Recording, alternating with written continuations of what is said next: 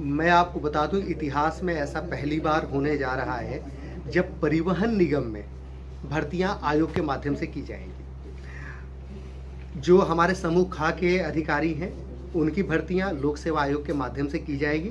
हमें कैबिनेट से उसका अनुमोदन प्राप्त हो गया है।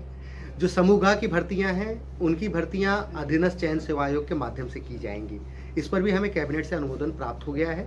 हम लोग नियमावली में एक संशोधन की प्रक्रिया है, वो उसका हम लोग प्रस्ताव आज शासन को भेज दिए हैं। उम्मीद है कि जैसे ही उस पर हमें अनुमति प्राप्त होती है, हम लोग लोक सेवा आयोग को, अधीनस्थ चयन सेवा आयोग को अधियाचन भेज देंगे और हमें जो मैन पावर है, जो कार्मिक हैं, वो उच्च कोटि के मिलेंगे।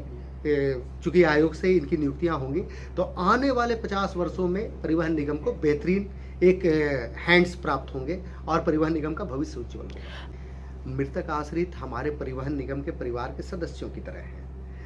कुछ वर्षों से उनकी नियुक्ति इसलिए नहीं हो पाई क्योंकि परिवहन निगम हानि में था, लाभ में नहीं था।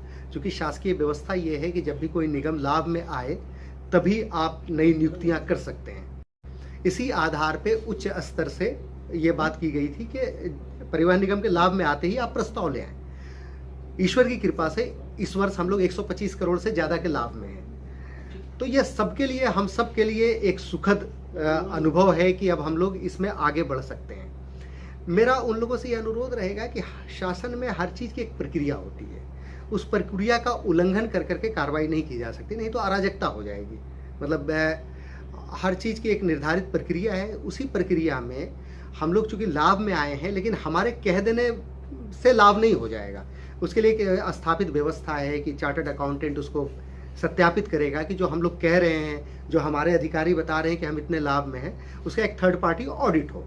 वो ऑडिट की प्रक्रिया पूर्ण हो गई है, उसका प्रोविजनल सर्टिफिकेट हमें मिल गया है।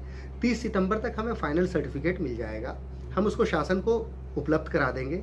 चूँकि ये महत्वपूर्ण प्रकरण है जिसपे कैबिनेट से अनुमोदन होना है, तो हमारे उच्च स्तर पे प्रमुख सचिव साहब हैं, माननीय मंत्री जी हैं, सभी पॉजिटिव हैं कि जैसे ही प्रस्ताव आता है निर्धारित प्रक्रिया का पालन करते हुए उसको कैबिनेट ले जाया जाएगा।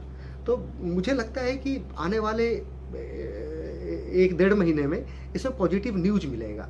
इसलिए मेरा उनसे अनुरोध है कि सहयोग करें। आप हमारे परिवार के सदस्य की तरह हैं, परिवहन निगम भी आपके साथ खड़ा है। महाकुंभ एक बहुत महत्वपूर्ण अवसर होता है, एक बड़ा आध्यात्मिक आयोजन है जिसमें करोड़ों लोग प्रयागराज आते हैं आध्यात्मिक भावना से। माननीय मुख्यमंत्री जी का मैं धन्यवाद देता हूं कि उन्होंने 1000 करोड़ रुपए महाकुंभ को दृष्टिगत रखते हुए बसों की फ्लीट के नवीनीकरण के लिए उपलब्ध कराए हैं। इसी दिशा में हम लोग लगातार काम कर रहे हैं। हमारे टेंडर फ्लोट हो चुके हैं और जो माननीय मुख्यमंत्री जी का एक विजन है कि आने वाले श्रद्धालुओं को बिल्कुल आध्यात्मिक भावना हो, उनके साथ किसी प्रकार की कोई समस्या ना आए, इसके लिए हम लोग बसों को न केवल बल्कि ड्राइवर, कंडक्टर सबको इस तरीके से ट्रेन कर रहे हैं कि कहीं पर भी किसी प्रकार की श्रद्धालुओं को समस्या ना हो और उन्हें एक आध्यात्मिक अनुभूति हो। गो लाइव की शुरुआत मुझे लगता है कि हमारा नवदुर्गे की शुरुआत होगी 2 अक्टूबर से। तो हम प्रयास कर रहे हैं कि इसी अवधि में हम लोग जो भी हमारी टेक्नोलॉजिकल एडवांसमेंट या इनोवेशंस हुए हैं उसको गो लाइव